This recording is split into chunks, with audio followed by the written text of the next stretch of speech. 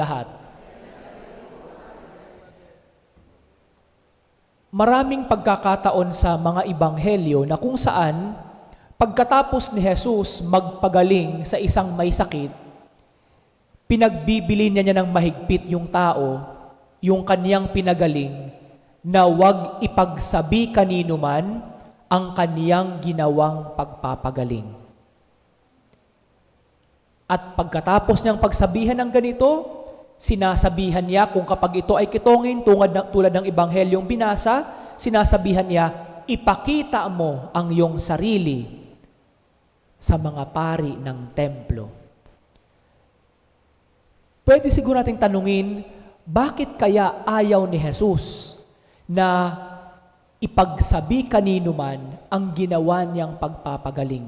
Hindi ba makakatulong para sa kanya na sabihin sa ibang mga tao ang kanyang ginagawang kababalaghan? Kumbaga sa panahon natin ngayon, free ads, free advertisement. Hindi mo na kailangang i-post ang iyong sarili, hindi mo na kailangang magbayad pa ng ibang mga tao para makilala ka.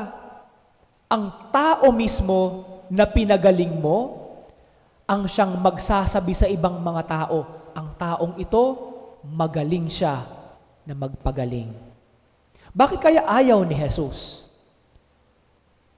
Pwede po nating isipin at pagnilayan ang kanyang dahilan. Una, ayaw na yung mga tao na maniniwala sa kanya dahil lamang sa kanyang kababalaghan na ginagawa.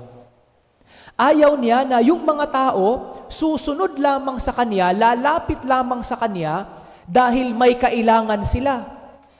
Dahil para kay Jesus, ang kanyang pagpunta dito sa mundo, hindi lamang upang magpagaling. Hindi lamang upang pagalingin yung mga may kapansanan, yung mga kitongin, o yung mga inaalihan ng demonyo. Hindi po yun ang main purpose ni Jesus. Ang kanyang pagpunta sa lupa ay upang ipalaganap ang salita ng Diyos at iligtas ang tao mula sa kasalanan at kamatayan sa pamamagitan ng kanyang pagpapakasakit sa krus. Yun po ang dahilan. At ang pangalawang dahilan kung bakit sinasabihan niya yung tao na ipakita ang iyong sarili sa templo.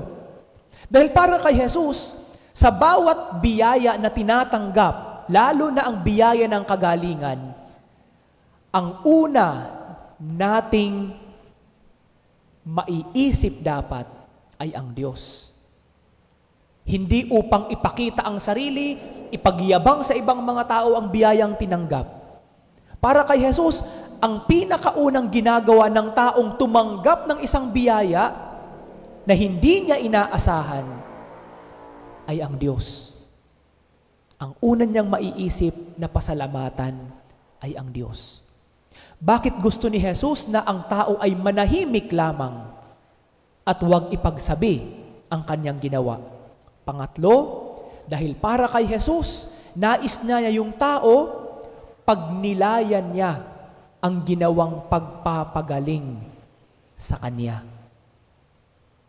Pagnilayan niya ang ginawang pagpapagaling sa kanya. Ano ba ang nais ng Diyos? Bakit niya ako pinagaling? Ano ba ang nais ng Diyos? Bakit hindi ibinigay sa akin ang aking hinihiling? Kasama ito sa mga pagninilay na ating dapat ginagawa. At ito rin ang magandang paalala sa atin ngayon. Sa bawat biyayang tinatanggap, ang Diyos ang una nating dapat naaalala at naiisip.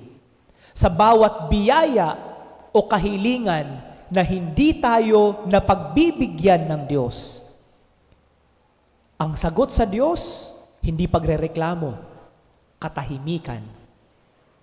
Katahimikan at pagninilay. Ano kaya ang mas magandang plano ng Diyos?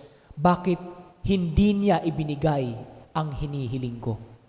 Ano kaya ang dahilan ng Diyos? Bakit ang matagal na kahilingan ko ay hindi niya napagbibigyan? Marahil siguro hindi ito naaayon sa kaniyang kalooban.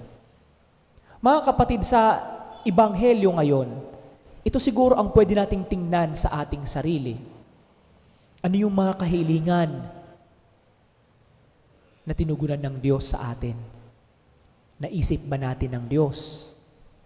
Sa araw-araw po ba ng mga nangyayari sa ating buhay, marunong po ba tayong tumahimik at magnilay?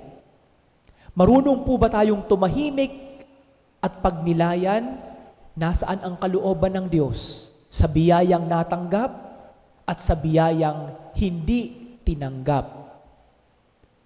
Ano ang nais ng Diyos sa mga pagkakataon na hindi niya tayo napagbibigyan at hindi niya sinasagot ang ating mga kahilingan?